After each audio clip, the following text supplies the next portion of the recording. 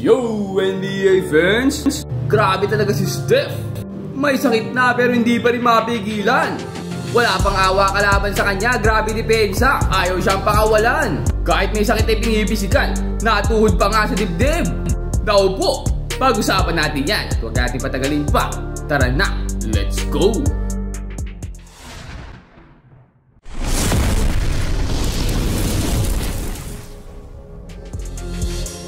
At ayun nga no, sinimulan agad ng visitor team na Phoenix Suns sa kanilang game ng 3-pointer.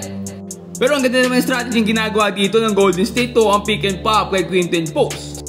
Ang ganda pa ang defense dito ni Draymond Green. Talagang ganado sila manalo dito after ng back-to-back loss nila. Kaya ito nga yung nag-aabit na itong Golden State. Napakagandang block naman mula kay Quinton Post. Naglalaro naman ngayon si Steph Curry kahit nga meron itong lagnat at sipon pero parang wala rin naman. Basic na basic ng 3-pointer. At ito nga no, another pick and pop dito kay Quinton Post. Gumagana talaga at nawawala depensa ng kalaban eh. Second 3-pointer mula sa Big Bang. Samantala ito naman si D-Book ang gagawa para sa Phoenix Suns. Nandito na nga rin si Suns ang ating kabayan si Jalen Green no, kaso sa ngayon hindi pa siya nakakapaglaro dahil sa kanyang injury. Pero dito kahit wala nga siya ay dumedire-diretso itong Phoenix. Attack ng attack. At lalo si D-Book talaga napakagaling, napakasabi ng mga galawan yun. Tingnan mo nakalusot pa sa big man at ay pasok pa ang tirang yun. Pero ito ang mas smooth ang connection ni Draymond at ni Curry. Dito nga iniwan na lang ni Draymond dito ang bola at alam na ni Curry gagawin. At ang lalangan no, sinakyan pa dito si Steph. Grabing depensa sa kanya pinapakita dito sa first quarter natin. Double team pa nga siya dito. Naipasa niya nga kay Podziemski at napakagandang up and under. Podziemski naman for the jumper naman. At dito nga kahit may sakit si Curry ay nakakuha pa siya ng steal. Kaso lang dito medyo naapektuhan natin siya ng kanyang sakit at natapal nga siya. Buti na lang doon si Moses Moody for the follow-up. At maganda nga ang first quarter ng si Moses Moody. After ng follow-up ay isang 3-pointer naman ang bibitaw niya. Napagandang alit naman dito mula kay Buddy Hield. Watas lang for TJD. Ang ganda pa ng pinakita ng depensa dito sa ball under no, napilitan niya ang jump ball. At dito nga nag-aagawan sila ng bola. Dahil nga dyan nakuha pa niya ang jump ball. Pagtapos niya natirahan pa sila ng 3 points. Grabe to si Buddy. At bago matapos ang first quarter, napagandang alley-oop na naman ulit kay TJD. Panay salpak si Jackson Davis. At dahil nga dyan nakuha ng Golden State ng kalamangan 32-19. Tinampakan ng Phoenix Suns sa first quarter. Sisimulan naman ni Brandon Podziemski ang second quarter sa isang magandang turnaround shot. Fade away pa yun. Kaso lang babawian agad siya dito ng 3-pointer mula sa Phoenix Suns.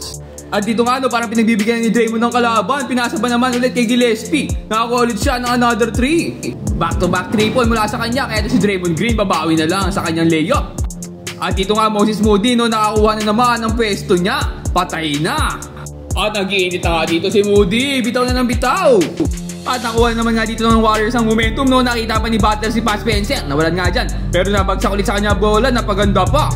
At TJD dito no, sumalpak na naman. Pat Spencer and TJD connection. Alley-oop nga sana dito no, kaso hindi nakabuelo ito si TJD. Kaya pinasa lang niya kay Buddy Hield. Buti ala napaganda ng cut sa corner 3. Pero hindi pa naman sumusuko dito ang Phoenix Suns dahil ito pa si Devin Booker. Kaso lang no, napaganda na naging depensa sa kanya, hindi kumihinga.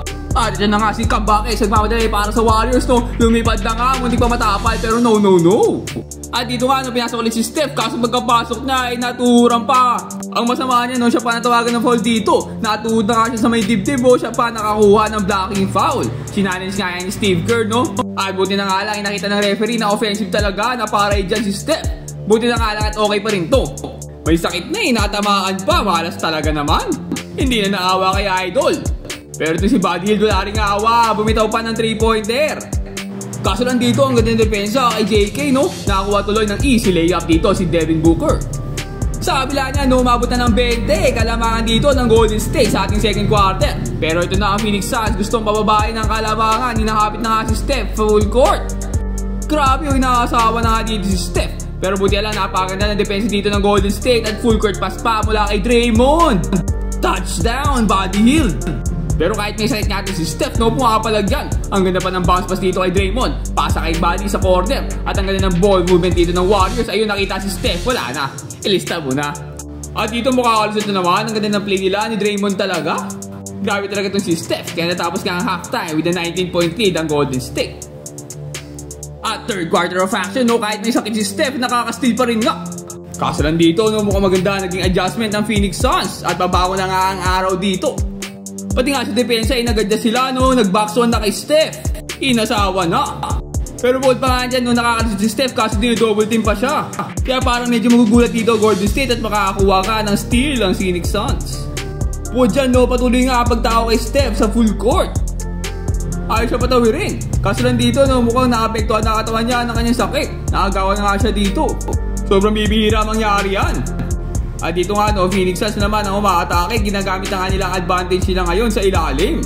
Kaya nga dito no, nagpalit muna ng strategy itong Golden State. Imbis na si Steph ang tumira ay si JK muna pinapatira nila. Jonathan Kuminga nga in action. At ito nga another full court pass mula kay Draymond Green. Pasa kay Jonathan Kuminga for the touchdown. Nakakuha pa nga ito ng foul. And one. Dahil nga natin ay medyo nagulo ang depensa nitong Phoenix. Nakahanap naman dito si Kerry ng Belo. Dalawa-dalawa bantay pero it doesn't matter. Iwan ka boy. At talaga napakatalino ng Steph maglaro. Dito nga bago pa makapunta sa kanya dalawang defender no, binitaw na niya bola at pumasok yan syempre.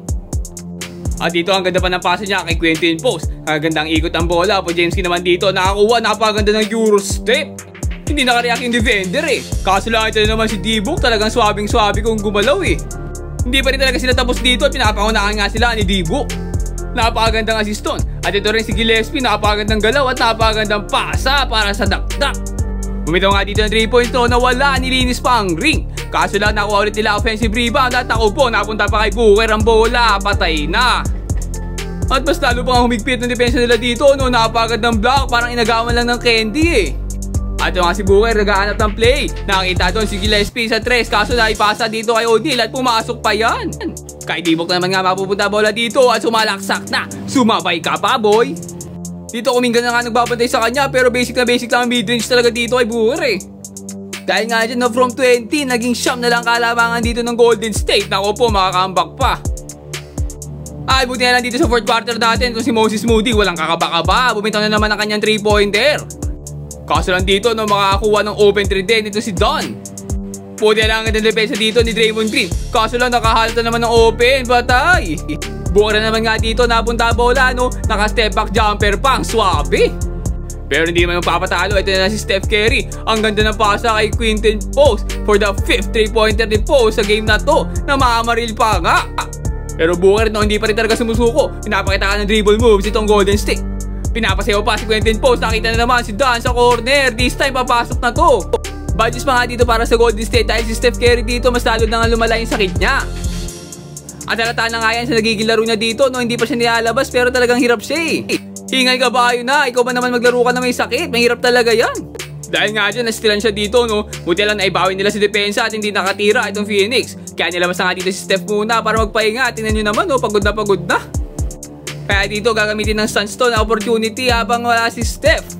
Umabot na nga ng single digit kalamangan dito ng Golden State. Pero buti lang, napakaganda ng alley-oop dito ay Kuminga. At dito nga si Booker, double team na nga nila bago pa nagbintes. Kaso lang nakuha pa offensive rebound dito no, nalugi sila sa ilalim. At Booker na naman nga dito, Moody nagbabantay. Ang ganda ng depensa, kaso lang nakalusot pa rin. Kaya dito pinasok na ulit si Steph no. At dito nga nag-backfire na ang matinding physicality binibigay nila kay Curry. At nakakuha nga dito si Steph ng foul. 2 free throws para sa kanya, sayang at hindi pa nag-counted. At habang tumitira nga ng free throw si Steph, ito si Dillon Brooks ng Phoenix Suns na hindi naglalaro ngayon at nasa bench ay nakikipag-trash talkan kay Draymond Green. Ay nakikipag-asaran kay Green. Nasa bench ka na nga lang, inangungupal ka pa. Dahil nga dyan, tawagan siya ng technical foul kahit hindi siya naglalaro. Kaya ang lakas din mga asar talaga nito si Draymond, dinidilaan pa siya. Nakikipag-asaran, talaga mainit itong dalawang to kahit kailan. Iba talaga ang rivalry ng dalawang to At pagtapos nga niya no, hindi na talaga nakabaon dito ang Phoenix at nakuha na ng Golden State ang momentum. Secure na nga dito ni Moody ang panalo para sa kanila. At sa wakas, nakuha nila dito ang kanilang ikalimang panalo sa score na 118-107. What a performance mula sa dalawang to no? Grabe rin talaga si Booker. Pero grabe to si Curry kahit may sakit no, what a performance. Flu game pero meron pa rin siyang 28 points, 4 rebounds and 3 assists. Kaso nga lang sa interview niya after ng game no, siya na mismo nagsabi na mas lalo nga lumala ang kondisyon niya nung naglaro pa siya. Back to back pa naman game nila pero silang laro bukas kontra sa Kings. Pero malaman pa kung maglalaro ito si Steph. Pero kayo ano sa tingin nyo? Tingin nyo ba ay makakapaglaro itong si Steph bukas? O talaga malala naging sakit niya at magpapahinga na lang? Comment down below and mag-subscribe ka na rin sa ating channel para laging updated sa mga latest NBA happenings. Ayun lang for today. Peace out and God bless.